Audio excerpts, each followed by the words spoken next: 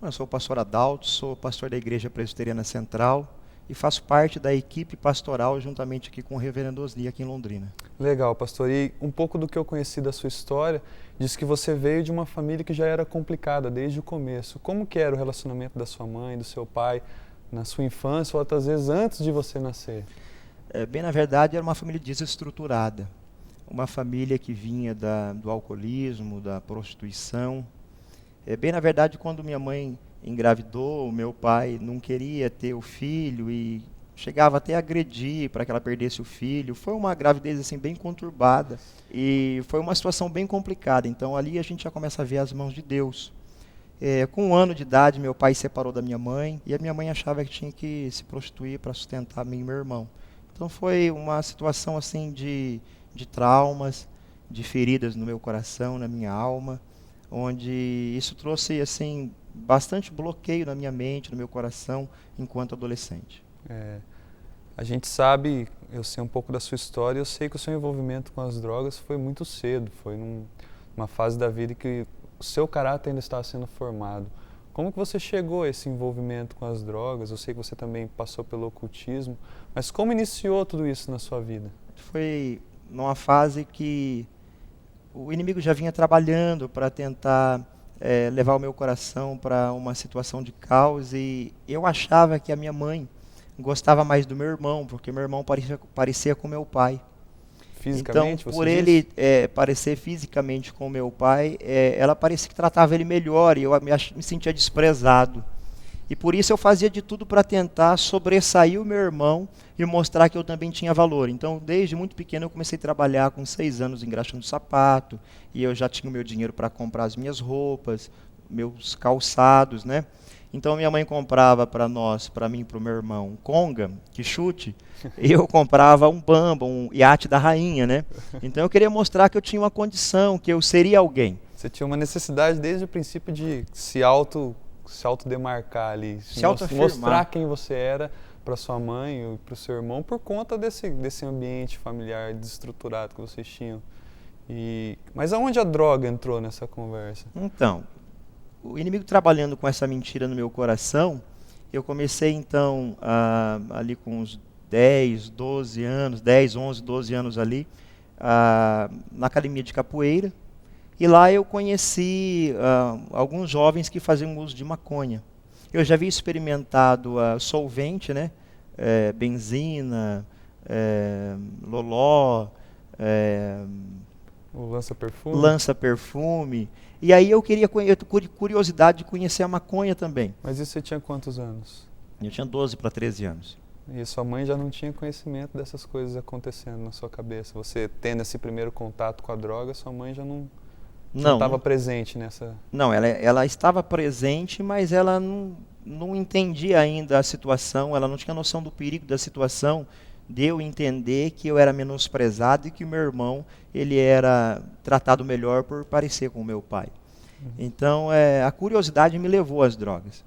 E quando eu fumei o meu primeiro baseado, eu tinha uns 12 anos, no outro dia eu já ganhei meio quilo de maconha. E aí, numa conversa com um amigo, eu falei, mas o que eu vou fazer com tanta droga? E ele sugeriu que nós vendêssemos, então, para os colegas de escola dele, que estudavam no Colégio de São Paulo. Falou, olha, então a gente vai conseguir, lá tem um monte de playboy, a gente vende e fica tudo certo.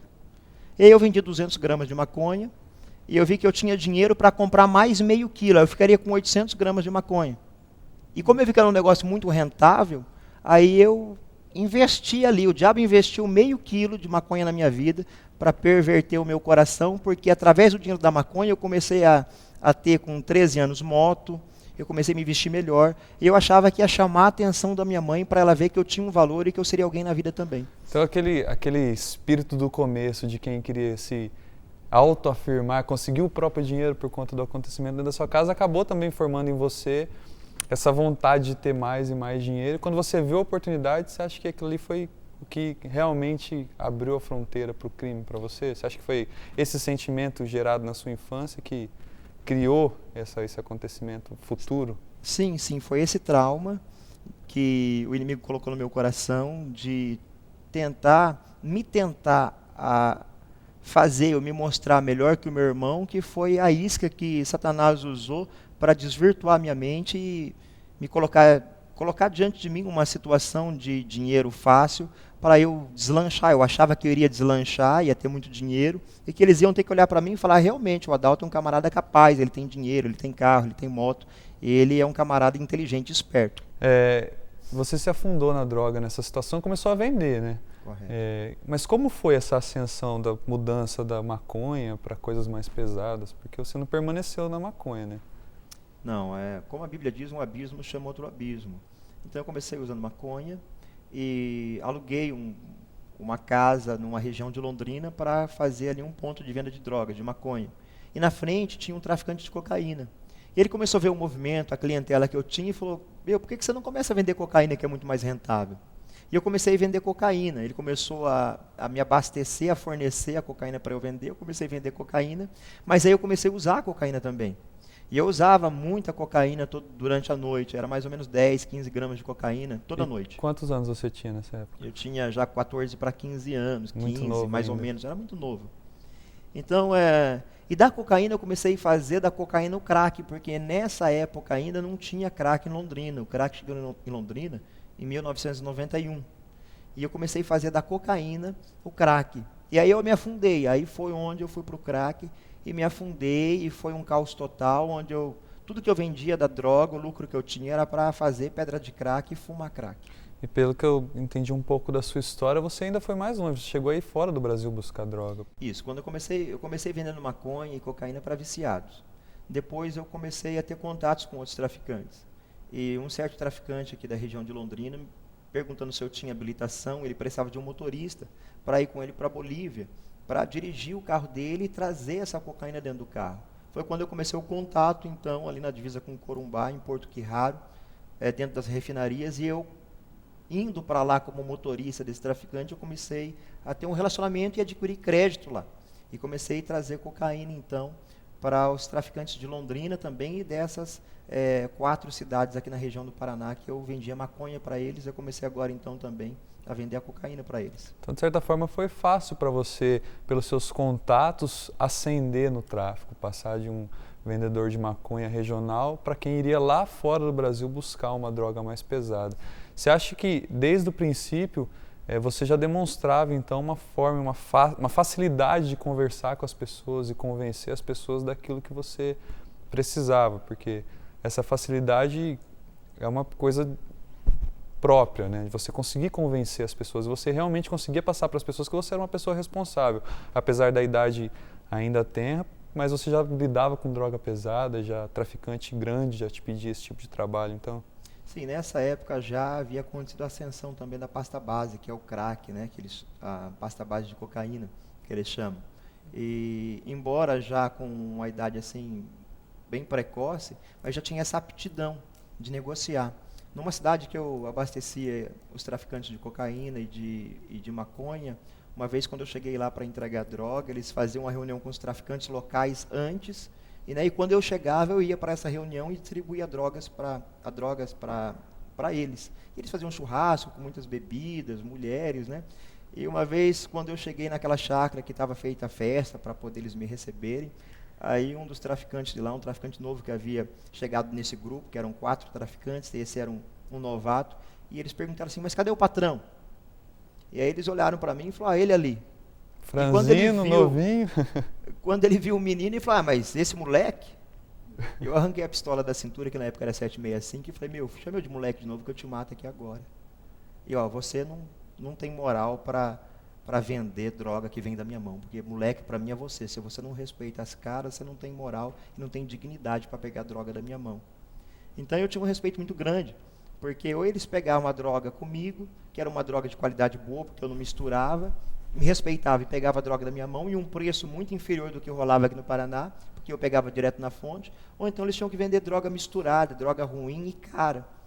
Então era interessante para eles me respeitar, mesmo que fosse assim de fachada, para poder pegar droga comigo e ter uma droga mais barata e mais pura. E para você também era um sentimento de reafirmação, você sentir que você tinha esse poder, né? De falar com autoridade, dentro do mundo do crime, ser respeitado por conta disso. Às vezes a gente parece até que vê nessa sua história já um pouco do seu dom de falar e de comunicar com as pessoas já estava presente em você, mas por um desvio estava sendo usado de uma forma errada, né? Eu sempre gostei, antes eu usava isso de forma contrária para as trevas, mas eu sempre gostei de ver até onde o poder de convencimento que eu tinha através das palavras podia chegar. Então eu achava muito interessante poder levar as pessoas a comprar a visão, a ideia que eu trazia através das palavras, né? E isso me levou também para o estelionato, né? Onde eu vendia terrenos que não existiam nas praias, com um cartório frio por trás aqui em Londrina, mostrava os terrenos para os compradores lá na praia, tudo documentado, mas claro que documento frio, e ficava recebendo todo mês a parcela desses terrenos, né? É muito comum a gente ver as pessoas envolvidas no tráfico, principalmente essas pessoas que estão diariamente envolvidas no tráfico, traficantes, pessoas que vão buscar droga, que também acabam se envolvendo com o ocultismo. Às vezes acho que por conta do medo que elas têm o tempo todo de algo acontecer, elas acabam correndo para todos os lados que possam salvar a vida delas, vamos dizer assim. Você também teve esse envolvimento com o ocultismo durante a época do tráfico? Sim, como eu comecei a usar o crack e aí cheguei no fundo do poço, eu tentava ainda aqui lá como traficante, eu tentava ter uma melhora também no que diz respeito aos meus sentimentos, minhas emoções, porque o crack ele destrói, elimina as emoções, a autoestima, o amor próprio da pessoa. E um dia em Londrina, passando numa rua, eu vi numa casa uma placa: faço feitiço, melhora sua vida. Bem comum, né? Você vê nos postes hoje, né? Você vê plaquinha, outdoor, né? E eu fiquei interessado, eu falei, para melhorar a minha vida, estou precisando de um negócio desse. Eu bati palma na casa, uma mulher me atendeu, eu falei, olha, estou vendo uma placa aí que não sei quem aí faz feitiço, melhora a vida da pessoa, estou precisando de uma melhora na minha vida, como que faz? Ela falou, não, pode entrar, é comigo mesmo. Fácil e rápido. Foi fácil, foi rápido, aí eu entrei assim, uma casa normal a princípio, e ela falou, espera um pouquinho aqui, senta aqui. Eu sentei no sofá da casa da mulher, ela entrou num quartinho lá e já saiu para me chamar com uma saiona grande, branca assim, com um turbante na cabeça, e me chamou para um quarto. E quando eu entrei no quarto, ela falou assim, espera um pouquinho. Ela virou de costas para mim, deu uma estribuchada, e já virou os olhos, já começou a falar com uma voz grossa, e falou que era um tal de Zé Pilintra. Essa foi a primeira vez que você tinha visto algo desse tipo na sua frente. Apesar de já ter visto muita coisa ruim no tráfico, aquilo ali então chegou a te impactar, algo diferente, ou você já estava tão cheio de coisas ruins que você achou legal a situação? Eu sempre fui muito curioso com essas questões espirituais, né? Então já havia visto em terreiros assim algumas coisas parecidas, mas nunca tinha procurado para mim. Eu via assim, às vezes estava numa situação, acontecia. Eu sempre gostei do oculto. Sempre assistiu, mas nunca participou. Aí eu senti necessidade, mudo, transformo sua vida. Eu falei, puxa, quem sabe esse negócio não vai me ajudar, né?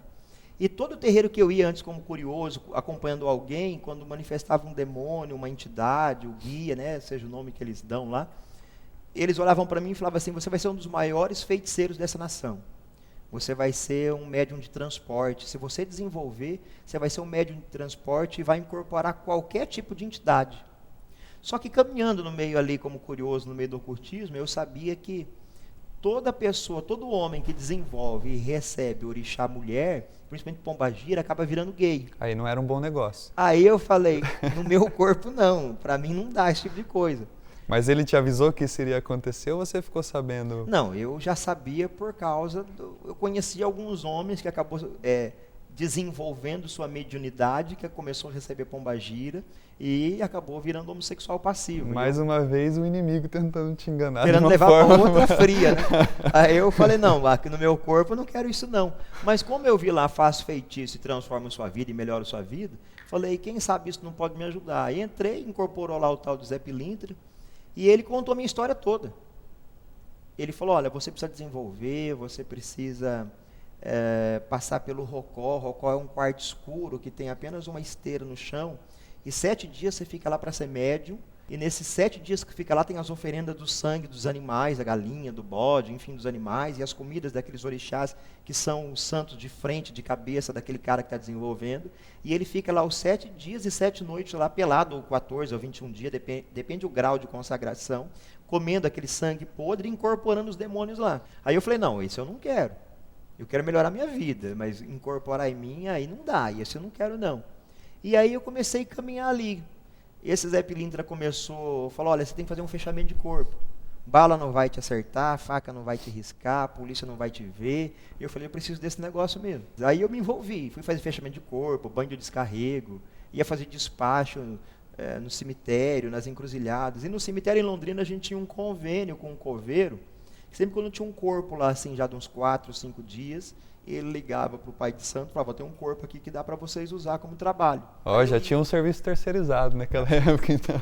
Como eu tinha facilidade de tocar atabaque, que eu tocava na academia de capoeira, porque eu fui mestre de capoeira, então eu era ogã no terreiro, eu tocava atabaque no terreiro. Eu não incorporava, mas eu tocava atabaque para os outros incorporar. Então nós íamos no cemitério, o coveiro desenterrava aquele corpo, e o pai de santo lá com todas as oferendas, com o sangue dos animais, e quando incorporava ali o Exu, seja o Exu Caveiro, o Tranca-Rua, seja o Capa Preta, Exu do Lodo, aí esses demônios então derramavam aquele sangue daquelas oferendas daqueles animais nas vísceras do cérebro daquele defunto e comia e bebia aquilo lá. E era trabalho de morte sempre no cemitério, né? E trabalhos na cachoeira, na mata, né? E acabei crendo, porque as coisas iam acontecendo dentro do terreiro, dentro ali com aquela entidade, com aquela... Não era só alguém te falando, era você participando diretamente naquele momento. Ficava difícil de duvidar, porque você via acontecendo, então é isso que... Bem, na verdade, no começo eu tinha uma certa dúvida, até que um dia manifestou o Zé Pilintra, ele olhou para mim, começou a dar risada e falou assim, você não acredita em mim, né? Eu falei, realmente eu não acredito, eu só acredito naquilo que eu vejo. Ele falou, vai aparecer para você. E ele apareceu para mim. E 2 dias depois que ele apareceu para mim, eu achei que era coisa da minha cabeça, eu cheguei no terreiro, ele manifestou, ele começou a dar risada. Eu falei, tá rindo do quê, né? Ele falou, apareceu ou não apareci para você? Eu falei, não. Ele falou, a situação assim, assim, assim, assim. Que eu dei uma risada assim, ele deu aquela risadona, né? E eu falei, nossa. Aí ele falou, era eu. Eu falei, isso aconteceu mesmo. Ninguém sabia. Foi um sonho que eu tive. Aí me apeguei com aquilo. E aí ele me ajudou, porque para me formar mestre de capoeira, isso não é prática de toda a academia de capoeira, é claro, e nem das academias de capoeira, né?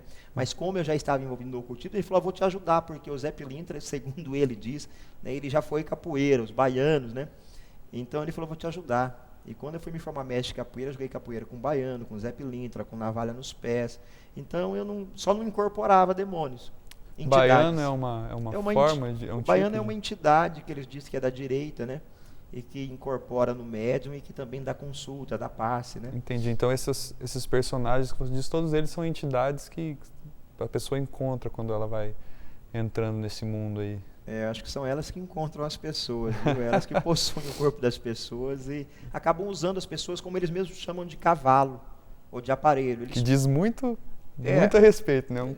Tem tudo a ver, porque eles incorporam, usam e depois largam. E a pessoa fica num transe profundo mesmo, onde a consciência se apaga, os sentidos se apagam e essas entidades controlam esses sentidos, né? A Bíblia diz que são demônios. A visão bíblica é essa. Nós sabemos, né, no meio evangélico, todo mundo sabe que toda entidade que se manifesta e que possui corpo é demônio, porque Deus não possui o corpo de ninguém. Deus é um Deus de respeito, né? Ele não entra chutando a porta jamais. E você foi até que idade no tráfico antes de ter sua primeira experiência de prisão, antes de ser? Porque a gente viu que é uma história longa, dos seus 12 até os seus 16, 17 anos, que você estava introduzido no tráfico, trazendo droga de fora, uma coisa que é de alta responsabilidade, mas você ainda não tinha sido preso, então você não tinha tido nenhuma passagem até aí? A minha primeira prisão foi mais ou menos em 1996, lá em Santa Catarina, em Camboriú, onde eu fui com alguns colegas que eram ladrões de carro, que roubavam carro em Camboriú e levavam para Blumenau. Mas eu não fui para traficar. E a polícia, ela me pegou querendo que eu delatasse eles. Eu falei que não sabia quem era. Mas eles sabiam quem era você? A polícia sabia quem era você? Eles não sabiam quem eu era, mas sabiam que eu estava andando com esses ladrões de carro. Então eles me pegaram lá na cidade, viram eu dando sopa lá, me pegaram e falaram, agora vocês vão entregar os outros. Eu falei, não conheço, não vi, não sei quem é. E eles pegaram uma quantidade de droga que era deles e falaram, ou você diz onde eles estão, ou nós vamos prender você por tráfico de drogas. Eu falei, não, então vocês podem me prender, porque eu não conheço. E me prenderam. E eu fiquei um bom tempo preso lá. Não foi muito tempo, mas foi um pouco de tempo preso lá em Camboriú. Foi a minha primeira prisão. Então, lá foi a primeira vez que o Evangelho tocou o meu coração.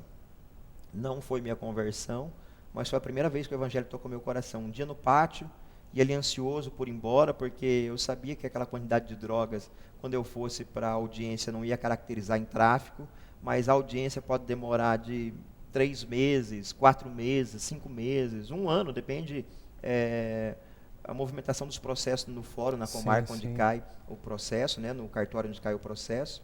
E eu ficava ali sempre ali perto da porta onde chegava o policial para anunciar, né, o preso que ia até a audiência, que não ia ter, né, eu ficava ali naquela expectativa. Certo. Até que um dia eu entendi que não ia ser tão rápido assim e eu comecei a me interagir com os presos, comecei a moldar a linguagem da prisão, a vida prisional, ao sistema, porque o sistema prisional é bem diferente do sistema aqui fora da sociedade. O linguajar é diferente.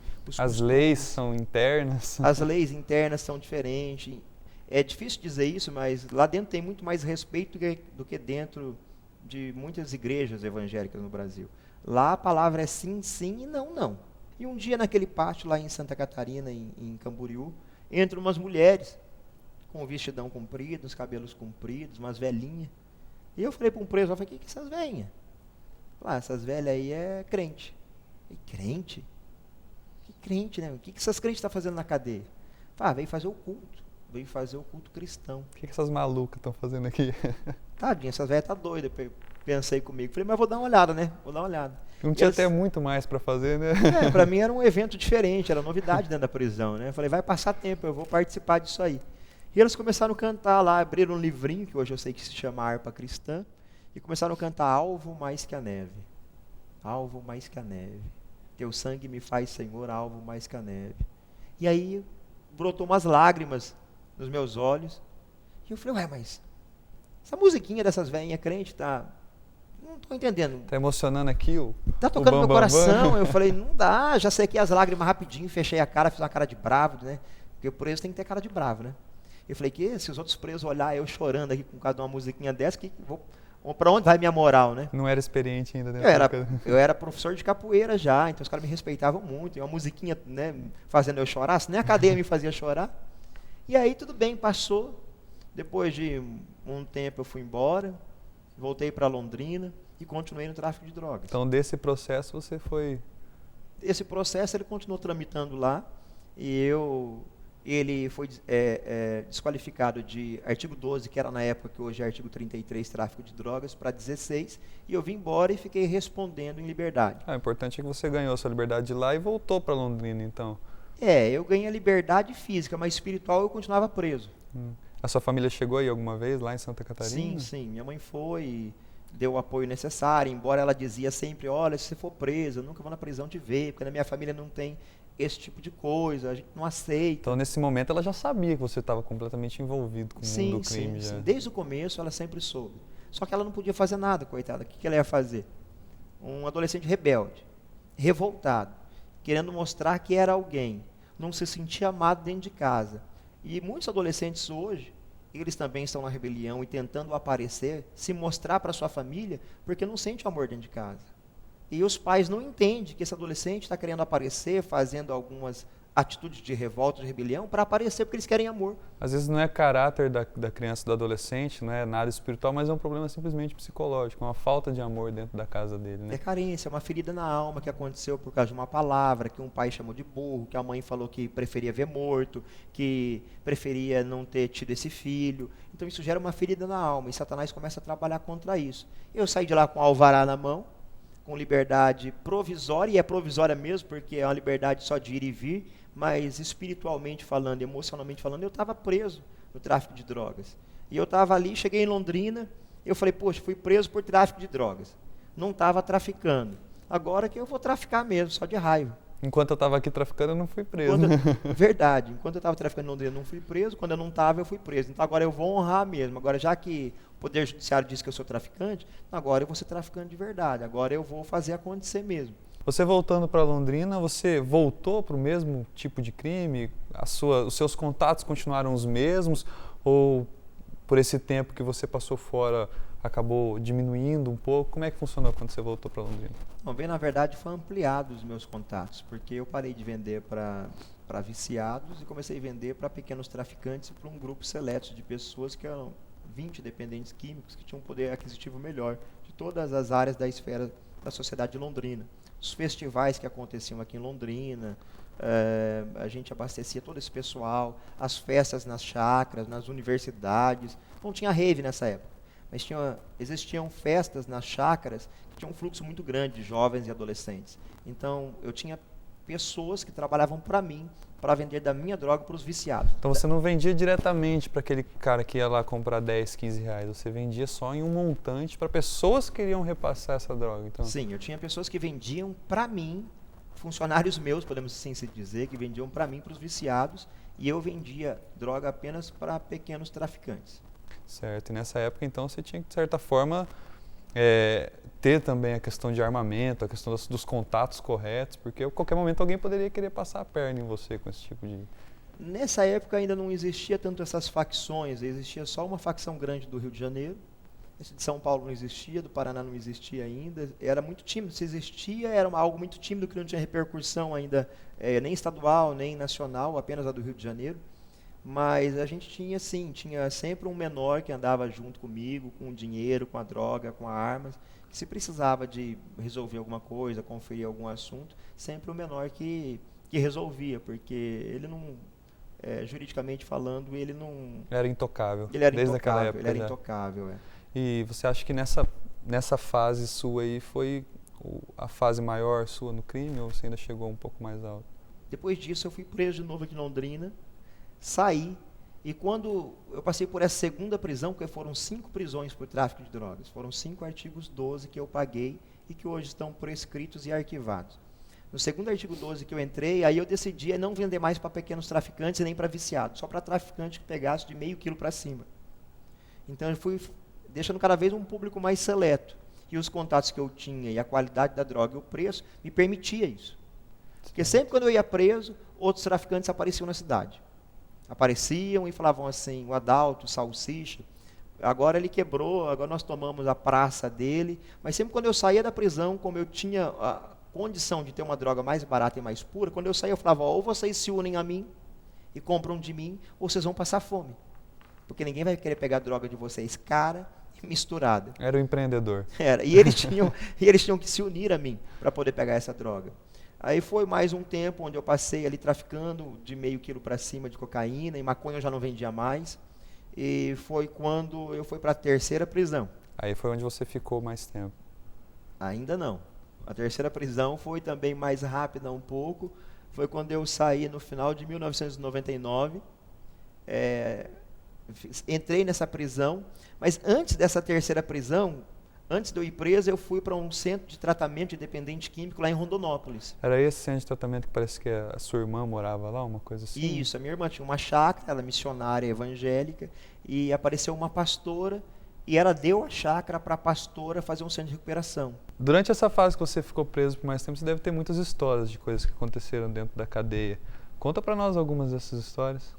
Então, o período maior que eu fiquei, que foi das prisões, que eu fiquei mais tempo numa prisão só, foi quando aconteceu minha conversão. Foi em 2000. Eu fui preso em 2000, foi o meu 5º processo de tráfico de drogas. Já estava experiente. Já estava experiente na causa. E saí em 2003, em julho de 2003. E ali aconteceram bastante situações assim interessantes. Deus me converteu dia 23 de novembro de 2000. Eu estava já com o coração mais quebrantado, porque eu tinha ido preso em setembro de 2000 no 3º distrito. Lá eu estava meio rebelde, participei de uma rebelião, ajudei a quebrar a cadeia, dei entrevista para o jornal local dizendo que nós ia quebrar tudo, e joguei capoeira lá na rebelião. Aí incorporou o Zé Pilinta num cara. Só que o Zé Pilinta, que falava comigo lá atrás no terreiro, ele só incorporava em 2 médiums no Paraná. Um em Londrina e um lá em Campo Mourão. E quando incorporou nesse preso, e ele falou, eu te conheço, Salsicha. Eu falei, você está de história. Salsicha era seu apelido? Era meu apelido, Sal, ou Salsicha. Porque essa legião só incorpora em 2 pessoas no Paraná. E ele começou a contar toda a história que eu tive com ele no passado, e eu vi que era ele mesmo. Porque os presos estavam dentro da cela querendo falar com o Zé Pilintra, e o cara estava tentando incorporar, e não incorporava, e não incorporava, não incorporava. Eu falei, gente, vamos parar de palhaçada, dá uma bacia aí, dá um balde. Aí eu peguei o balde e comecei a tocar o ponto do Zé Pilintra, aí ele incorporou. Só que quando ele incorporou, eu falei, eu não quero nem que você fale comigo. Porque eu já era desviado, já sabia do que se tratava. Falei, então eu só toquei aqui o ponto para você incorporar, porque os meninos querem falar com você, mas você nem fala comigo. Aí ele falou, olha, eu te tiro daqui 1 mês, se você jogar uma garrafa de rabo de galo, de pinga com cinzano na encruzilhada. Eu virei para ele e falei, olha, eu saio daqui 10 anos com Jesus, mas eu não saio daqui 1 mês com você. Porque se eu sair daqui 1 mês com você, eu vou voltar para o tráfico, você vai ter legalidade para me usar ainda, e eu não quero. Mas então você já conhecia o Evangelho? Eu conheci em 98. Essa prisão foi em 2000. Ah, entendi. Então eu saí em 98 e voltei para o tráfico. Eu conheci na clínica de recuperação. Aí no final de 98 eu voltei para o tráfico, em 99 na cadeia, 2000, um pedaço de 2000. Aí no meio de 2000 eu saí da prisão, no final de 2000 eu voltei para essa prisão. E fui para o 3º distrito, onde aconteceu essa possessão e que eu ajudei lá o cara tocando o ponto para ele incorporar. E aí teve a rebelião, eu estava meio rebelde, estava com o coração propenso ao evangelho, mas ainda tinha um ponto de rebeldia no meu coração. Aí nós fomos transferidos para o 5º distrito policial.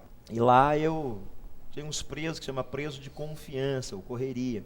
E eu judiava dos presos, eles me respeitavam muito porque eu era mestre de capoeira.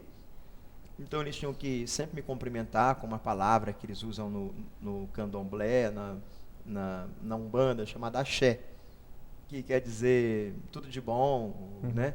E eles tinham que baixar a cabeça e falar axé, assim, e pegar na minha mão, axé, mestre. Todo mundo tinha que vir... Você dava aula de eu dava aula de capoeira também, dentro da prisão. Então eles tinham sempre que me encontravam, os meus alunos principalmente, tinham que me saudar como uma autoridade dentro da capoeira. E nessa prisão tinha uma figura lá, um camarada que o apelido dele era Crentinho. E esse Crentinho tinha um pacto com uma legião de demônios. Mas lá a gente judiava desses, eu junto com os outros presos, nós judiávamos dos presos de confiança, que era que abria a cela e fechava, até que de tanto a gente judiar dos presos lá, eu acabei sendo transferido. Uns dias antes de eu ser transferido, essa pastora, que era pastora do Centro de Recuperação em Rondonópolis, veio para Londrina para me acompanhar na prisão, porque Deus tinha mostrado para ela que eu seria preso novamente e que dessa vez eu ficaria um bom tempo na prisão, que eu ia me humilhar e Deus ia me converter. Bem, na verdade, essa era a 3ª prisão que Deus tinha mostrado para ela que eu ia passar e que eu passei. Ela começou a me visitar, e nesse período, um dia ela chegou para mim e falou assim, Adalto, por que você não para com o crime, para de fumar maconha, para de vender maconha dentro da cadeia? Né? Jesus tem uma obra na tua vida. Na ira dele, ele não deixou de ter misericórdia. O projeto dele na tua vida não caducou. Isso é coisa da tua cabeça, da tua carne. Isso é enfermidade da tua alma. E eu estava esperando a maconha chegar, porque era um dia de visita. E eu estava perdendo dinheiro de vender a maconha dentro do distrito, porque quando tem visita tinha dinheiro na cadeia. Hoje em dia não tem mais dinheiro na cadeia, mas naquela época ainda transitava dinheiro na cadeia. E eu estava muito nervoso que a maconha não chegava para eu fumar e nem para eu vender. E ela começou a falar para mim de Jesus, de Jesus, de Jesus. Eu falei, olha, quer saber de uma coisa? Por que você não vai embora? Para de me azucrinar, vai embora. Ela tinha vindo de Santa Catarina para te visitar na cadeia. De São Paulo. De São Paulo. Para morar em Londrina e me acompanhar na cadeia. E ela era pastora. E ela começou, então, a querer me trazer de volta para Jesus. E eu estava muito nervoso, porque eu não tinha maconha para fumar, não tinha maconha para vender. E ela me falando de Jesus, que Jesus era bom. E eu falei, quer saber de uma coisa? Eu bati na porta lá da prisão, que é a porta por onde entram as visitas, e falei para o delegado, tira ela daqui. Eu não quero saber de Jesus. Eu não quero saber dessa historinha. Né? Vai embora. E pega aqui a sacola que você me trouxe, que os presos chamam de jumbo, que é bolacha, refrigerante, leite, mantimentos. Eu falei, leva isso embora também, porque eu não quero não. Se for para vir falar de Jesus, não precisa voltar aqui não. E ela falou, não, fica com a sacola, com o mantimento. Eu falei, bom, então tudo bem, mas vai embora. E ela saindo assim, ela olhou para mim chorando e falou assim, posso voltar semana que vem? Na visita? Eu falei, se não for para falar de Jesus, você pode voltar. Mas se for para falar de Jesus, você me esquece, não volta aqui nunca mais. E ela foi embora, a maconha chegou, eu vendi a maconha na cadeia. E quando acabou a visita, que foram trancar os presos, cada um na sua cela, me veio uma voz e falou assim, lê o Salmo 77. Lê Salmo 77? Eu falei, não, eu vou fumar outro baseado. Fumei outro baseado. Na hora de dormir, todo crente desviado, né, ainda faz aquela oraçãozinha que nem miojo de 3 minutos, né? Eu dobrei o joelho na cama e falei, Deus, abençoa minha noite. E o Espírito de Deus falou bem forte assim, lê o Salmo 77. Falei, Deus, eu sei que é o Senhor que está falando, mas eu não vou ler salmo nenhum, eu não quero compromisso com o Senhor. Eu vou ter que parar com pornografia, eu vou ter que parar com bebida alcoólica ainda, mesmo dentro da prisão, eu conseguia pôr bebida alcoólica para dentro da prisão. Vou ter que parar com a droga, vou ter que ser santo, eu não sou santo. E dormi. Quando estava amanhecendo o dia, eu senti uma mãozinha me mexendo pela grade, me acordando. E na prisão é um pecado grave acordar outro preso, porque o preso, enquanto está dormindo, ele entende que ele está solto. Esquece que está lá dentro. Ele não está preso, ele está solto. E eu falei, rapaz, que era um preso de confiança, que dormia na galeria. Falei, você é louco, rapaz, me acordar? Você perdeu a noção do perigo? Ele falou, não. O carcereiro vai deixar você fazer uma ligação telefônica. Eu falei, ligação na cadeia? Falei, que nessa cadeia pode fazer ligação, né? Falei, pra já, então abre a porta aí, né? E ele pegou a chave do cadeado, foi abrir a porta, mas ele estava com a Bíblia na mão. E ele dormia na frente da cela onde eu morava. E ele deixou a Bíblia aberta no colchão, na frente da minha cela.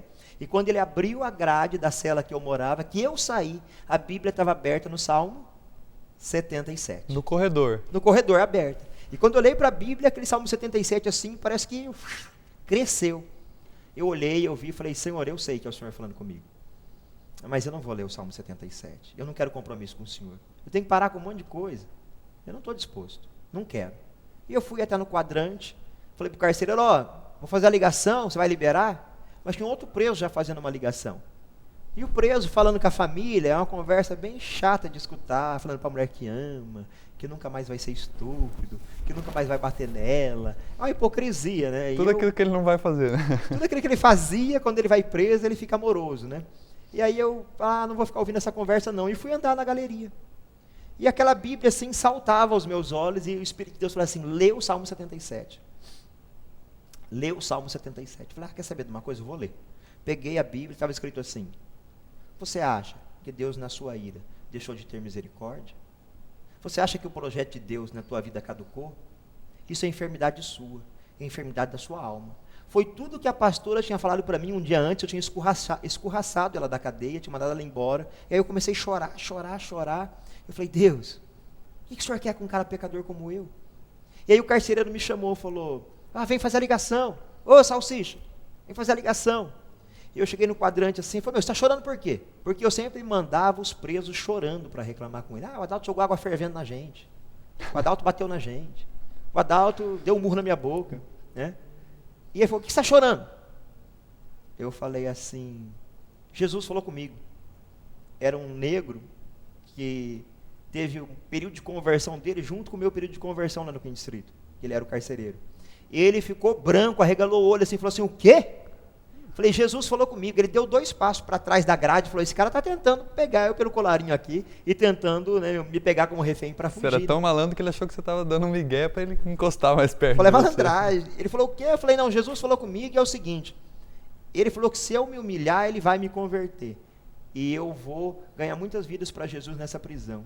Ele falou, o quê? Deu outro passo para trás. Falou, rapaz, faz sua ligação rápido aí.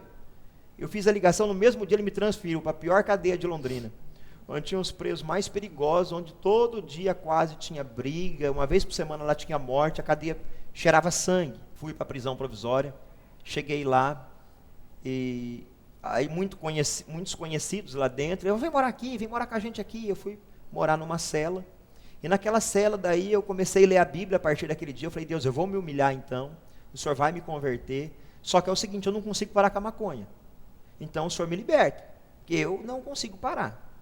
E eu comecei a ler a Bíblia para mim, ainda dava aula de capoeira, e os presos começaram a pedir que eu lesse a Bíblia para eles também. Eu falei, eu não posso ler a Bíblia para vocês, eu estou fumando maconha, estou dando aula de capoeira, eu estou lendo para mim, eu não posso ler para você. Então, você quer ler, lê você. E Deus foi trabalhando, até que de tanto eles me pedirem dentro daquela cela para eu ler a Bíblia para eles, eu falei, então vamos fazer uma campanha de oração e de jejum. E fizemos a primeira semana de campanha, foram convertidos dos 6 presos comigo, o 7º, 3. Aí na outra semana, eles falaram, vamos fazer outra campanha daquela? Aí eu estava fumando um cigarro, um preso olhou para mim assim e falou assim, puxa vida, a gente está fazendo campanha de oração, de jejum, eu vou parar com o cigarro. E o Espírito de Deus falou para mim assim, e você, Adalto, não vai parar com o cigarro não? E eu parei. Foi dia 28 de novembro de 2000. E o outro preso que falou que ia parar, no outro dia voltou a fumar e está fumando até hoje. E aí parei de fumar cigarro, mas a maconha ainda estava fumando. E naquele tempo estava uma crise de maconha dentro da cadeia, ninguém tinha, só eu tinha 50 gramas, e o traficante que tinha o poder da maconha dentro da cadeia tinha meio quilo, mas ele não tinha soltado para ninguém ainda. E um outro preso da cela na frente viu eu com a maconha, 50, e falou, eu compro de você. Falei, tudo bem, você paga R$60, me dá 5 baseados para eu fumar até que eu consiga outra maconha para mim com esses R$60, e beleza, eu te vendo. Eu pagava R$50, ia ganhar 10, 5 baseados e ainda ficar no lucro. E beleza, peguei 5 baseados, coloquei lá perto da minha cama, e aquele dia, os meninos na cela começaram a me rodear, eu falei, já sei, vocês querem fumar um baseado, né? Eles falaram, falei, então toma aí, enrola, aí de chave, enrola e vamos fumar. E sempre o dono da maconha na cadeia que acende o baseado, fuma, e quando ele está já legal, ele passa para os outros fumar. E eu falei, enrola, eu falei, pode acender. Ele falou, não, é tu, acende você. Eu falei, não, pode acender, não vou fumar não. Aí beleza, chegou perto da hora do almoço, vamos fumar um para almoçar, para abrir o apetite. Eu falei, pega lá de chave, enrola, acende. Eu falei, não, pode acender você, não vou fumar não, porque tem pátio, tem que dar aula de capoeira. Tinha 150 presos que eu dava aula de capoeira para eles. Aí não fumei aquele baseado, levei um para o pátio. Os alunos falaram assim, ei mestre, tem um baseado? Eu falei, tenho, enrola aí. Acende aí, mestre. Eu falei, não, pode acender você. Não vou fumar não, porque se eu fumar não vou querer dar aula, né? Terceiro baseado. Fechou a cadeia, cada um tomou um banho, pagou uma ducha, fumamos mais um baseado e eu não fumei também. Aí o último, o quinto baseado, ele falou, vai ter super cine, vamos assistir um filme, fumar um. Eu falei, quer saber de uma coisa? Eu nunca mais vou fumar maconha. Dia 2 de dezembro de 2000, Deus me libertou da maconha. Sem que você notasse, você simplesmente perdeu a vontade. Deus tirou. E nisso, essa minha finada esposa, que era pastora, estava indo nas visitas, e toda visita fazia culto. Então eu fazia o quê? No momento do pátio com as visitas, eu dava um grito, gente, é hora do culto, da oração, quem quiser participar, vem. Nós, da cela, número 19, que já tinham 4 convertidos, e Deus tinha me libertado da maconha, nós fazíamos o louvor, e ela pregava. Aí até que dia 10 de dezembro, ela falou, eu vou para São Paulo, passar o Natal com a minha família, e você continua pregando o evangelho aqui, fazendo a obra. Eu falei, eu não sei pregar, e Deus não me usa como usa você. Ela orava, os demônios manifestavam, Deus usava ela para cura, eu falei, eu não sei. Ela falou, Deus está mandando você continuar a obra, eu vou viajar, você prega.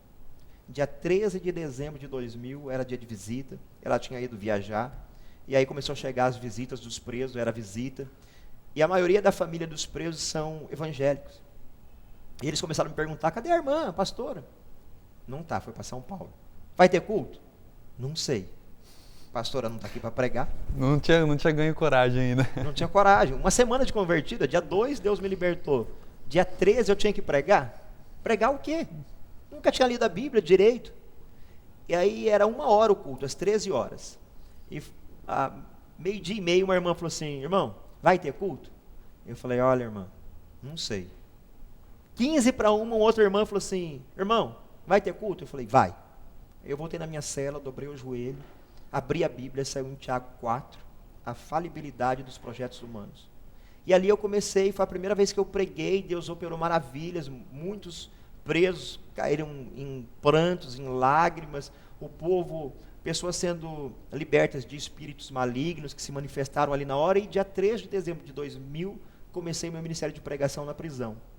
E aí eu comecei a pregar no pátio, começou um grupo de presos caminhar junto comigo, e os agentes penitenciários falavam assim, o salsicha está doido, já está achando que é pastor, já tem um monte de preso caminhando atrás dele, seguindo ele, já estão todo mundo fanático. E cada 3 presos que eu orava, 2 caíam endemoniados, e eram demônios assim que vinha para cima, avançava, falando que ia me matar, que ia me destruir. E o tempo foi passando, o povo foi se convertendo naquela prisão. Deus foi curando pessoas de HIV, de AIDS, que estava em estágio final, terminal já. Curas comprovadas pela medicina, com exames comprovados pelo médico que tinha HIV.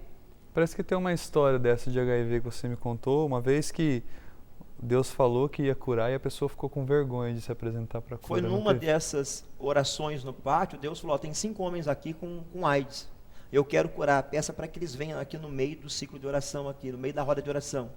Mas eles não foram, porque muitos estavam com namoradas, foi com num dia esposas, de visita, né? Dia de visita. Muitas das namoradas não sabiam. Como eles não deram passo em fé, Deus falou, aquele ali, pede para ele vir aqui que eu vou trocar o sangue dele. Ele falou, você vem aqui, Deus quer trocar o teu sangue. E oramos por ele, aí eu fui transferido para inaugurar, eu fui transferido para o 5º distrito, fui para o 5º distrito de novo, e do 5º distrito, quando eu voltei para o 5º distrito, eu fui para a casa de custódia, inaugurar a casa de custódia, depois de 1 ano eu voltei para a penitenciária e vi aquele preso que outrora estava em fase terminal de AIDS, e agora com 6 exames que ele fez durante aquele ano, mostrando que era não reagente negativo, ou seja, foi curado. Mas foi interessante que, quando eu já estava uns 6 meses ali na prisão provisória, e já tinha evangelizado os presos, eu senti no meu coração que a obra ali tinha acabado. Eu falei, Deus, lá no 5º distrito tem uma cela, só de presos que estão tentando viver o evangelho. O Senhor já tem me dado algumas experiências aqui. Então, se a obra comigo aqui na prisão provisória já acabou, me leva para lá. Né? Agora, se é coisa do meu coração, né, tire isso do meu coração, esse desejo de ir lá para o 5º distrito. E até que um dia eu estava na minha cela assim, e chegou o agente penitenciário e falou, Adalto, arruma suas coisas, vai ser transferido. Como assim transferido? Só de brincadeira, né? Transferido? Não vou não. Para que cadeia eu vou? Eu falei, não, meu amigo, arruma suas coisas, vai ser transferido, rapaz, é uma ordem. Eu falei, não, é uma ordem não. Eu não vou, para fora de Londrina eu não vou. Primeiro você diz para onde eu vou. Aí o Espírito de Deus falou no meu coração, você não pediu para ir para o 5º distrito? Arruma suas coisas, rapaz, estou te levando. Eu arrumei minhas coisas, falei, não, tá bom, vou arrumar minhas coisas. Eu e um outro preso. O outro preso foi para o 3º distrito e eu voltei para o 5º distrito. Quando eu voltei para o 5º distrito, aquele carcereiro que deu o passo para trás, aquele irmão negro, o Dedé, ele me atendeu assim, porque Deus havia tocado. Eu falei, Deus, se essa vontade de ir para o 5º distrito é do teu coração, não é coisa do meu coração, o Senhor vai levantar pelo menos 3 pessoas lá na igreja do Dedé, para falar para o Dedé que é para ele levar eu de volta para o 5º distrito. E esse caminho inverso era impossível, porque voltar para o distrito era impossível. Só ir para a penitenciária, dali era para a penitenciária, mas voltar para o distrito era impossível. E Deus levantou uma pastora, que ela tinha judia, que tinha um trabalho com moradores de rua, que ela teve um sonho e Deus mandou ela no 5º distrito e falar assim, olha para o delegado, tem um pregador da palavra, convertido, que Deus está mandando voltar para esse distrito. E ela foi lá e falou para o Dedé. Ela nem conhecia o Dedé e nem me conhecia.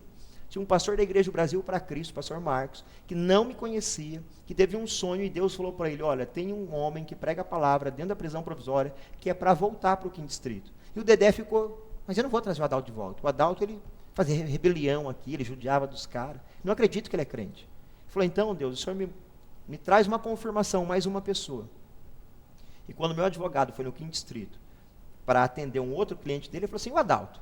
Perguntou para o meu advogado. Ele falou, o Adalto, coitado, chapou de cadeia, está doido, acha que é pastor, está falando da Bíblia, está falando de Jesus, ele coloca a mão nos presos, eles caem, engrossa a voz, fica tudo torto, endemoniado. O Adalto está louquinho, virou crente, coitado, está doido. E eu fui para o 5º distrito. Quando eu cheguei no 5º distrito, ele falou assim, paz, irmão. Eu falei, boa tarde, irmão Dedé. Ele falou, boa tarde não, irmão, paz do Senhor Jesus. Eu falei, amém. Ele falou, então você entra, e depois a gente vai ver que cela você vai ficar. Eu falei, não, para mim qualquer cela é cela, desde que eu fique numa célula ali fixo. Ele falou, não, tá bom, à tarde eu vou entrar e a gente vai fazer um culto na cela número 5. Eu falei, tá bom. Ele falou, prepara uma palavra. Eu falei, não, palavra não precisa preparar não, na Bíblia tem um monte. Né? Entra de tardezinha, a gente vai lá e faz um culto com os irmãos. Eu já tinha ficado preso na cela número 5. Eu tinha feito um buraco para fugir lá, com 50 furos de um lado, com broca, 50 do outro, 25 aqui e 21 aqui, faltava só 4 para tirar a laje e a gente fugir. Foi numa prisão anterior minha lá. Mas daí eu fui de alvará embora, antes de acontecer a fuga. E quando ele entrou na prisão, ele falou para mim assim, e aí, Adalto, já preparou uma palavra? Eu folhei a Bíblia assim e falei, olha, aqui tem 31.173 versículos, 1.189 capítulos. É só abrir e Deus dá a palavra. Eu falei, nossa, você está ousado, hein? Eu falei, então vamos lá na cela. E quando eu cheguei de frente com a cela número 5, tinha a rapaziada lá que me conhecia, falou, nossa, Salsicha, agora você virou crente. Eu falei, não, Salsicha morreu. Aquele Salsicha, que era um vaso de Satanás, morreu. Vocês estão vendo aqui o Adalto. Eu falei, Deus, o que eu vou pregar para eles? Deus falou assim, olha o buraco que você tentou fazer lá, o remendo. Diz para eles que hoje você está trazendo uma ferramenta que liberta verdadeiramente, que traz libertação total, não livramento condicional, não liberdade provisória. E eu falei, olha, está aqui a Bíblia, uma ferramenta que liberta vocês de todas as amarras do diabo. Quando eu falei isso, tinha um camarada lá, o crentinho, e ele ficou possesso. Ele ficou possesso e se entortou todo. Os presos seguraram ele e ele dava uma sacudida, jogava os presos longe. E eu olhei assim para o delegado e falei assim, abre logo aí. Ele falou, abriu o quê? Eu falei, abre a cela. Mas como assim abre? Eu falei, abre agora. Ele ficou olhando assim e falou para o preso de confiança, abre. Aí abriram, eu falei para os presos, sai todo mundo. Não, se a gente soltar, ele vai pular em você. Eu falei, pode soltar, irmão. Sai daí. E eles saíram. O crentinho olhou para mim em possesso e o demônio falou pela boca dele assim, quem te trouxe para cá? Eu te odeio. Isso aqui era meu, eu reinava aqui. Quem te trouxe para cá? Eu falei, cala a boca, coloca as mãos para trás. Ele colocou as mãos para trás. Eu falei, em nome de Jesus, sai dele. Ele deu uma estribuchada assim, caiu. Saiu dele, mas foi por um outro preso, que era pai pequeno de um terreiro. E eu virei, ele foi avançar em mim, eu coloquei a mão na cabeça e falei, em nome de Jesus, sai. Ele saiu, voltou para o crentinho. Eu falei, Deus, o que vai fazer? Vai ficar essa brincadeira aqui, pulando de um lado para o outro? O Espírito de Deus falou, coloca a mão na cabeça dos dois e manda sair. Coloquei a mão na cabeça dos dois e falei, em nome de Jesus, sai deles agora. Os dois caíram, que nem morto. Os presos começaram a olhar para mim assim, falou, nossa, salsicha, você está poderoso, hein? Você matou os dois. Aí eu falei, saí da cela, falei para os presos, pode entrar. Falei, pode fechar aí. Aí peguei a Bíblia e comecei a pregar. E começou o meu ministério no 5º Distrito. Orar, palavras nas visitas. E... Até aí pareceu bem fácil, mas que eu sei que durante esse período que você ficou na cadeia, você teve muitos problemas, inclusive com facção, com gente te ameaçando de morte lá dentro. Conta para nós alguma situação dessa de... Do 5º Distrito fui inaugurar a Casa de Custódia. Fui o primeiro morador da Casa de Custódia na segunda galeria em 2001, dia 26 de novembro de 2001. E lá eu comecei a pregar a palavra, como eu já pregava no distrito, né? E onde a luz chega, as trevas se levantam. E eu comecei a ver a manipulação de uns presos, que aí começou a chegar a facção do PCC, que é o primeiro comando da capital, do PCP, o primeiro comando do Paraná, né, para as cadeias de Londrina, e o crime estava muito tenso. Foi um mês de triagem, a cadeia toda fechada, e os caras da facção gritavam, quem não for o cara, vai para o seguro, senão a gente vai matar, é melhor se jogar, vai para a sombra, vai para o seguro. E eu estou firme, não devia nada para o crime, pelo contrário, tinha alguns caras no crime que deviam para mim, que já haviam me delatado. Então eu estava em paz, agora convertido, pregando a palavra. E quando a cadeia abriu, eles fizeram uma limpa naquela galeria, em todas as galerias, e quem eles achavam que não era digno de conviver com o crime, colocaram no seguro. E eu fiquei no convívio, tranquilo, como sempre. Até que um dia eu cheguei num pátio, para tomar sol, né, e para tirar o pátio. E quando eu cheguei, fui beber água assim, cheguei no bebedouro para beber água, abri a torneira, caiu água na mão, fui beber, me deram um bilhetinho. E no bilhetinho estava escrito assim, demorou a espirrar esse irmão Adalto aí para o seguro, porque foi ele que jogou com a polícia e mandou tirar o nosso irmão da segunda galeria. Eu li o bilhete assim e falei, isso aqui é gracinha, né? Isso aqui é mula, eles chamam de mula, de gracinha, né? Uhum. É brincadeirinha, né? Achou que era algum cara querendo te sacanear. Falei, isso aí é zoação, né? Peguei o bilhetinho, amassei e joguei no chão. Na hora que eu fui beber água assim, que eu olhei por baixo do braço, tinha um monte de preso pronto, só esperando uma ordem do comando para catar e me linchar e me arrebentar. Aí eu falei, deixa eu ver esse bilhete de novo aí. Aí pegaram do chão, me deram, eu olhei. Quem que escreveu isso aqui? Aí você foi irmão da facção, que veio da PCE, Penitenciária Central do Estado, que é o cara, é general do comando aqui na região, e foi ele que escreveu. Por quê? Falei, porque é o seguinte, esse cara vai ter que vir para esse pátio, e vai ter que bater de frente comigo, e vai ter que provar isso aqui. Falei, eu sou do tempo que o crime é crime, que a palavra do criminoso que ele dá é uma só. E ele falou, ele tem que provar. Agora, eu provo que não tem nada a ver com isso aqui. Agora, será que ele prova que eu tenho alguma coisa a ver com isso aqui? Que eu joguei com a polícia, que eu caguetei o cara da facção e pedi para tirar da galeria? Meu irmão, é o seguinte, você vai pro seguro, senão a gente vai degolar você e vai jogar bola com a sua cabeça. Eu falei, pro seguro eu não vou. Pro seguro eu não vou de jeito nenhum, eu nunca fiz nada digno de seguro. Pelo contrário, 16 anos que eu fiquei no crime, eu sempre fiz a correria com o crime firmeza, sempre ajudei, corri junto, nunca caguetei ninguém, nunca fiquei com a mulher de preso, nunca estuprei. Não adianta né? Vocês querem mandar que eu não vou para lá. Não vou. Mas como que você não vai? Eu falei, não vou. Então é o seguinte, você vai ficar na tua cela sem sair para o pátio até a gente resolver isso aqui. Eles queriam que eu ficasse de seguro na minha sua cela mesmo. Aí eu falei, de jeito nenhum, amanhã eu saio para o pátio do mesmo jeito. Ele falou, se você sair para o pátio amanhã, a gente vai degolar você e vai jogar bola com a sua cabeça, vamos arrebentar você e degolar você. Se você sair para o pátio amanhã, nós vamos te matar. E tem outra também. Hoje à noite não tem culto lá na galeria não, porque todo dia às 19 horas tinha culto na galeria. Com os presos na cela. Então, em todas as celas, eu dava um grito lá no fundo da galeria, gente, essa é a hora. E os presos vinham para a grade e falavam, irmão Adalto, essa é a hora sim. E eu perguntava, que hino que vocês querem? A do Mar Vermelho, eu quero que valorize. E a gente cantava 2 cânticos, uma oração de uns 3 minutos, e uma palavra também de uns 3 minutos no máximo, e fechava com uma oração, tudo dava uns 10 minutinhos. Até porque eu sabia que não podia ficar fazendo um culto de meia hora, porque os presos, as trevas, se revoltam. E eles falaram, nesse dia não tem culto. Eu falei, olha, culto vai ter sim. Eu falei, se tiver culto, vamos matar você, cara. Você está desacreditando da palavra do crime. Eu falei, Deus sabe quanto a isso. Eu estou aqui para servir a Deus. Eu não fui para a Bíblia porque eu devo para alguém, porque eu delatei alguém, porque eu estuprei alguém. Eu estou aqui para servir a Deus e para pagar minha pena. Fechou a cadeia, beleza. Deu 19 horas, ninguém gritou lá. Essa hora, irmão Adalto. Aí 7:02 eu gritei lá, irmãos, isso é a hora do culto? Aí só uma voz tímida, ela falou, irmão, então beleza, vamos cantar 2 cânticos e vamos orar. E quando eu comecei a cantar os cânticos, que a gente começou a orar, eles começaram a chutar as grades. A cadeia inteira, as 18 celas da cadeia, eles começaram a chutar, eles chamam de acelerar a cadeia, né? Um barulho muito forte, ficou um barulho infernal, a cadeia literalmente tremeu. Você vai morrer, você vai morrer. A gente disse para você não fazer culto, você vai morrer, você vai morrer. Nós vamos te matar, rapaz. Vai para o seguro, nós vamos te matar. Eu falei, vocês vão matar um morto, eu já estou morto, já morri em Cristo Jesus. Ninguém mata morto não. Você sair para o pátio amanhã, a gente vai te matar. Eu falei, bom, disso Deus sabe. Acabou o culto, acabou a barulheira. Eu falei, Deus, estou aqui para servir o Senhor. Se eu for para o seguro, eu vou perder o crédito com os presos que são respeitados. Eu nunca mais vou poder pregar a palavra para um preso respeitado, para um preso de uma facção, porque quem tira seguro, cadeia de seguro, não tem mais respeito como criminoso. E como foi a sua chegada no pátio no outro dia? Deus me deu uma palavra, Isaías 54, do 15 ao 17, que está escrito assim, vai se levantar contenda contra ti, mas não procede de mim. Todos que se levantar contra ti vai cair. Eu criei o ferreiro que prepara toda a ferramenta no fogo, toda língua que se levantar em juízo contra ti, tu as condenará. Falei, pronto, amanhã eu vou para o pátio. Aí amanheceu o dia, começaram a soltar, cela 201, 202, 203, 4, 13, 14, 15, 16, a minha era 18. 17, e quando foram soltar a cela 218, veio o chefe de segurança da prisão para abrir.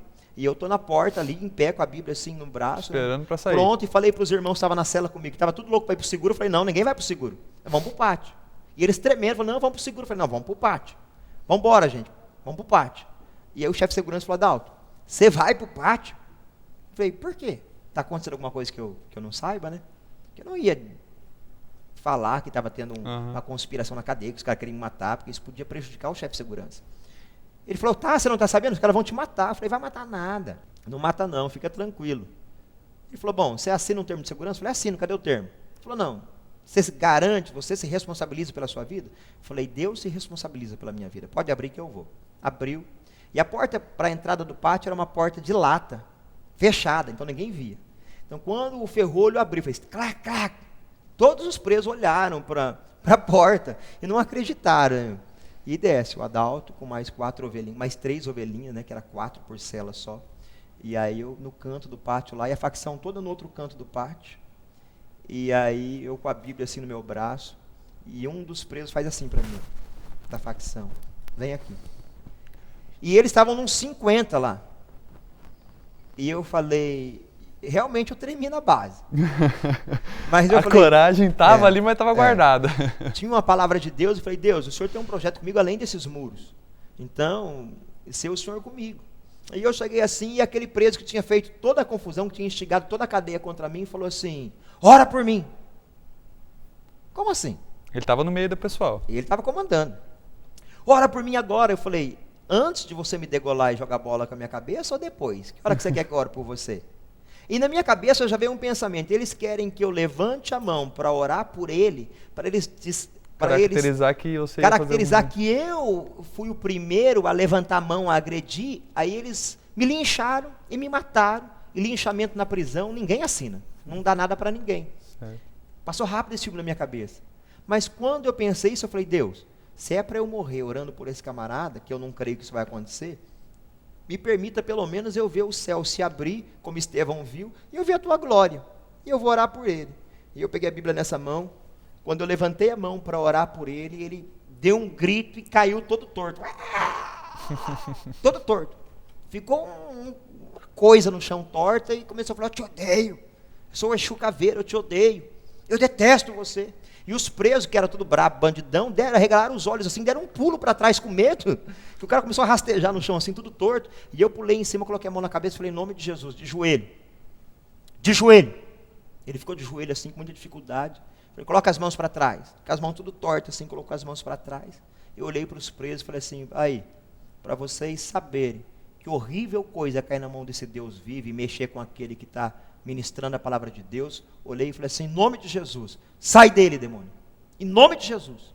Ele deu um grito, um urro assim, e caiu, estatelado assim, plá! Ele nem respirava. Desmanchou no chão. Aí todo mundo falou assim, o irmão Adalto matou o cara. E todo mundo ficou olhando assim, olhando. Aí eu fui, peguei ele pela mão assim, levantei ele, e ele estava assim, tipo assim, o que aconteceu? Né? Eu abracei e falei, olha, Jesus te ama, para de servir Satanás, vai servir Jesus, Jesus te ama. E o povo ficou olhando, ele ficou assim, meio tonto, falou assim, aí rapaziada, o negócio é o seguinte, nós corremos uma fita aí, e o irmão Adalto não tem nada a ver com essa sem vergonhice não. Ó irmão Adalto, qualquer parte que você quiser pregar, você pode falar que nós estamos lado a lado. Se você mandar parar, se for futebol, capoeira, a gente vai parar e a gente está junto. Eu fiquei essa noite inteirinha com uns cachorros pretos me atormentando, uns vultos pretos me grudando pelo pescoço, eu não conseguia gritar, não conseguia me mexer, e uma voz falava que eu só ia ser liberto quando você orasse por mim. Foi por isso que eu pedi oração. E agora eu estou liberto, eu não estou mais vendo os vultos, eu não estou vendo mais nada.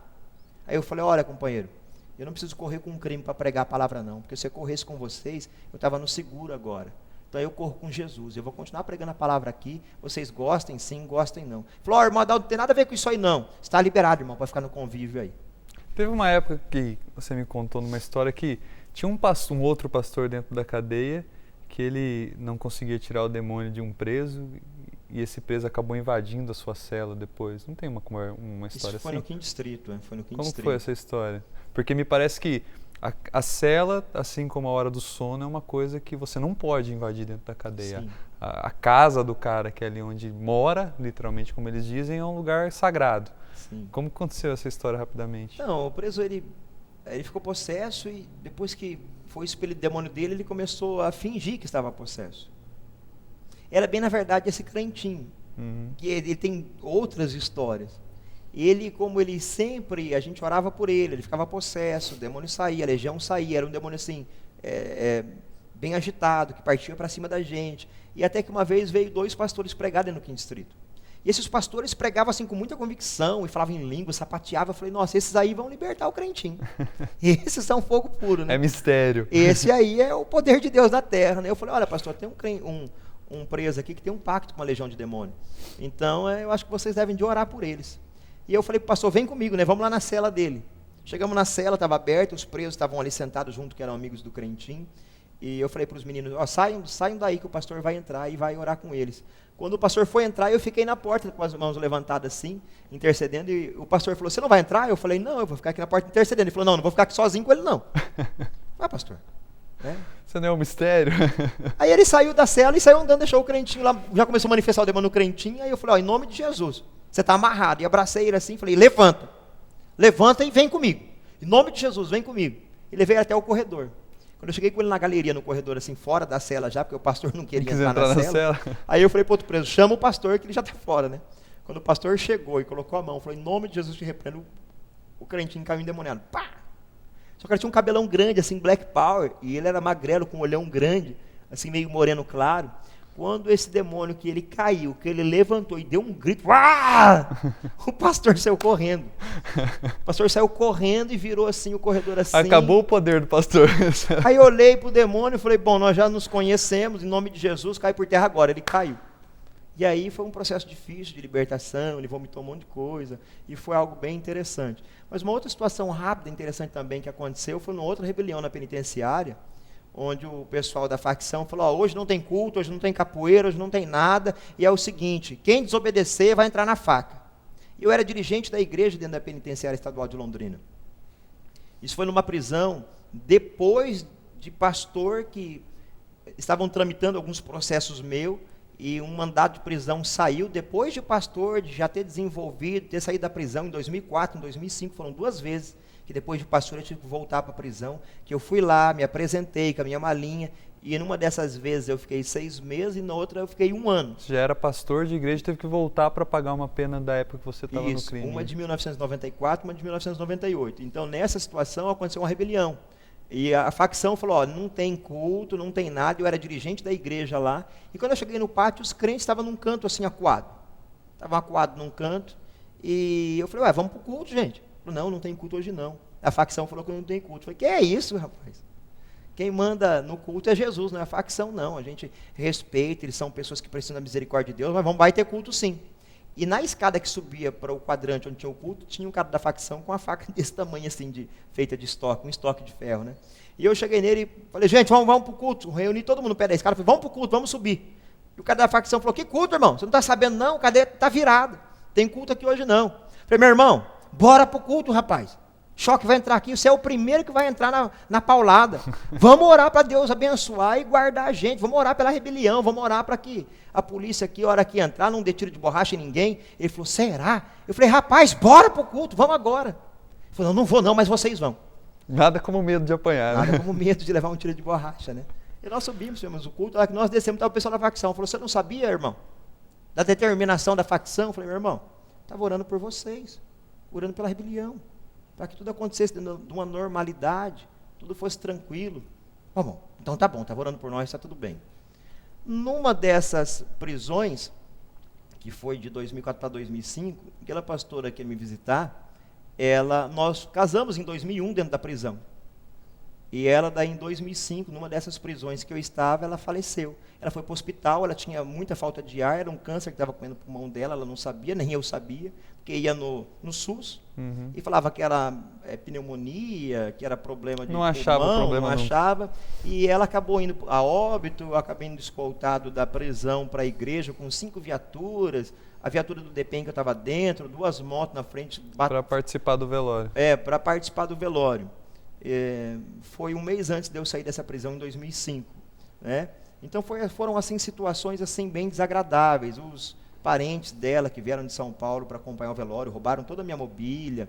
Eu saí 1 mês depois do enterro, já sem mobília em casa, sem esposa, já sem nada. Voltei para a mesma igreja em fevereiro de 2005, fui ordenado pastor lá em abril de 2005. Foi aonde Deus tinha falado para mim antes dessa prisão, antes desse óbito dessa finada minha esposa, que ele ia recolher ela, ia me dar uma mulher com 2 filhos, que é a esposa que eu tenho hoje, que quando eu saí em 2005 da prisão, essa minha atual esposa me ligou, porque uma amiga dela de trabalho disse que eu era um homem de Deus, e ela me ligou para eu orar com ela, e daquele dia em diante, a gente começou a caminhar junto, começamos a namorar. Foi onde em setembro de 2005, veio outro mandado de prisão, como pastor agora, para voltar a pagar mais 1 ano.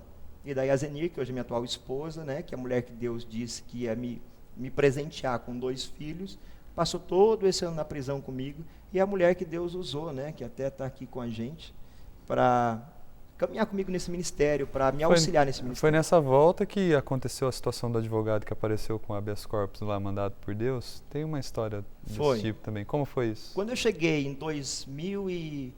em setembro de 2005, me apresentei novamente para a prisão, para pagar essa pena.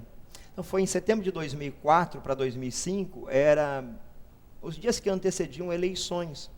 E a lei brasileira diz que ninguém pode ser preso por mandado de prisão 3 dias antes da eleição. Eu tinha me apresentado, eles tinham me colocado para dentro do cárcere, numa sexta. No sábado, o carcereiro falou, olha, eu vou ter que te soltar, você vai ter que voltar para a tua casa e se apresentar segunda-feira, porque a tua prisão é ilegal. Você está sendo preso por mandado de prisão, não é flagrante. Então nós não podemos te manter aqui. Ele falou, olha, eu não vou embora. Já foi um conflito para eu me apresentar, eu não vou embora.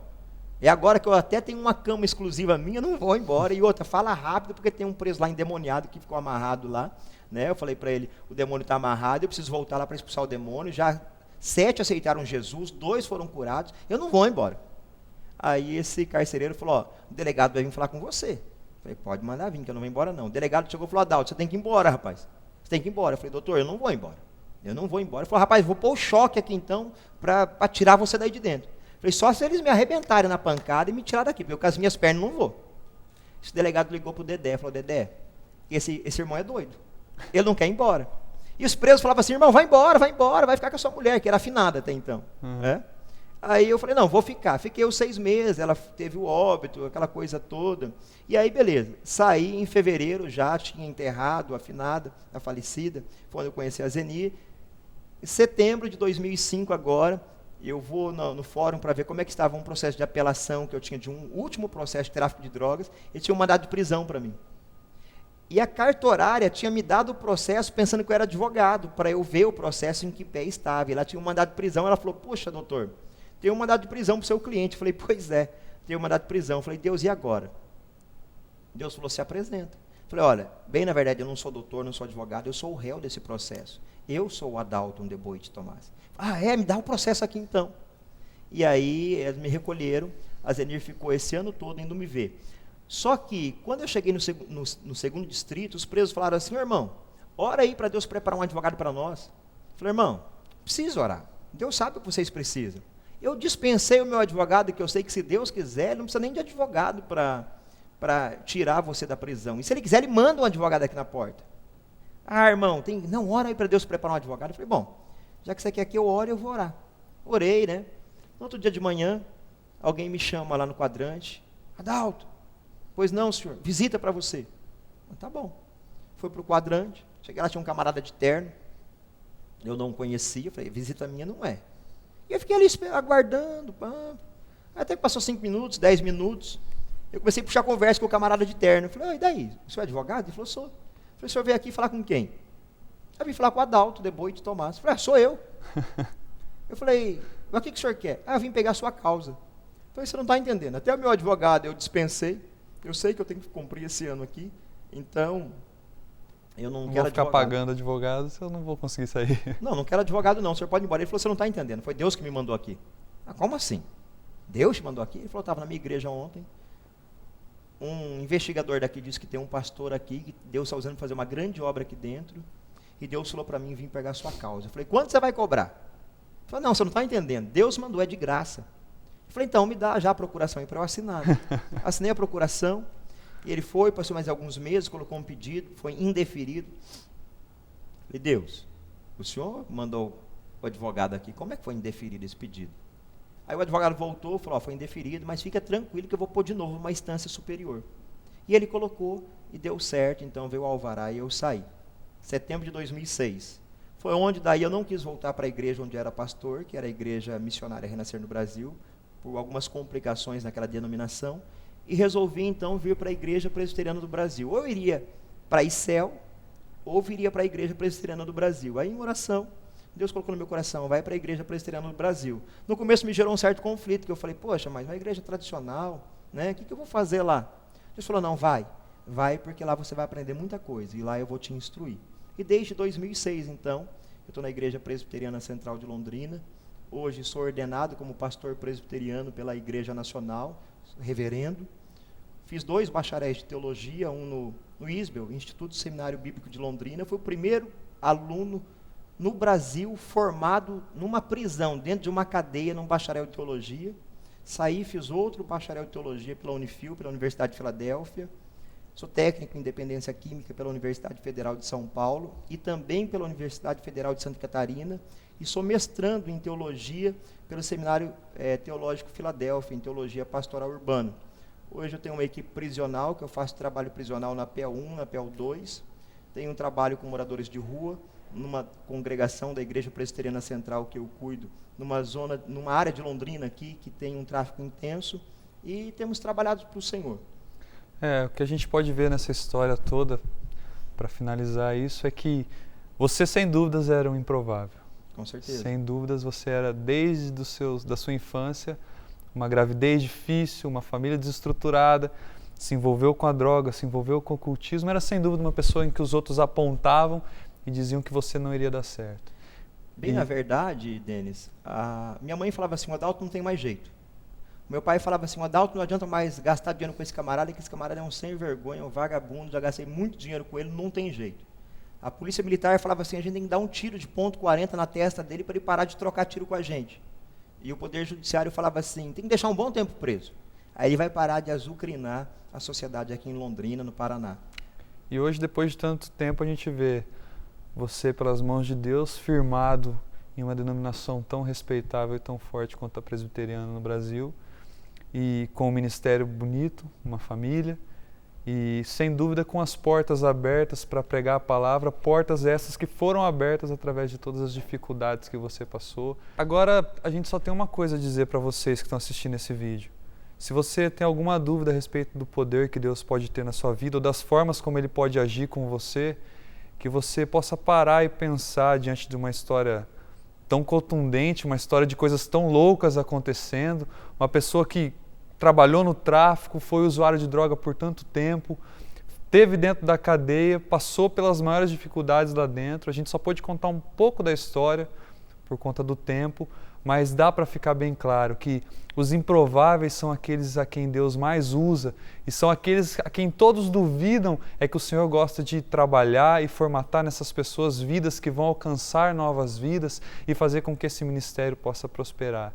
Então agora eu vou passar a palavra para o pastor, ele vai finalizar falando diretamente com você que assistiu esse vídeo. Você que tem algo em comum com a situação em que ele viveu ou que tem alguém na sua família que está passando por essa situação, para que ele possa deixar uma palavra de Deus para você e que você possa realmente colocá-la em prática, em nome de Jesus. Bom, eu quero dizer para vocês que estão nos assistindo que em todas essas passagens na prisão, depois de 2000, que Deus fez essa obra salvífica no meu coração, nós temos vários batismos lá, e nós vemos a população carcerária, ela é formada de pessoas curiosas, pessoas que têm curiosidade de conhecer o crime, de conhecer a droga, pessoas machucadas dentro das suas casas pelos seus pais, pelos seus familiares, que têm feridas na sua alma e que querem se autoafirmar através de uma situação, ou então de jovens carentes que querem patrocinar os seus sonhos através do dinheiro do tráfico de drogas, do assalto. Eu quero dizer a você que se você tem alguém dentro da sua casa com uma situação como essa, você precisa rever a forma de tratamento, rever os princípios que vocês foram criados e abrir o coração para a palavra de Deus. Tem uma palavra, Denis, na Bíblia que eu gosto muito, que está em 1 Coríntios, no capítulo 1, que fala assim: Deus usa as coisas loucas deste mundo para confundir as sábias, usa aqueles que não são para confundir aqueles que pensam que são. Então, pai, mãe, toma cuidado quando você chamar o teu filho de burro, de imprestável, quando você disser que teu filho não vale nada, que ele não deveria ter nascido, você pode estar cooperando com o inferno, para o inferno gerar uma ferida na alma do teu filho ou da tua filha. Então, você pode estar cooperando com o inferno, para o inferno atrapalhar a sua família.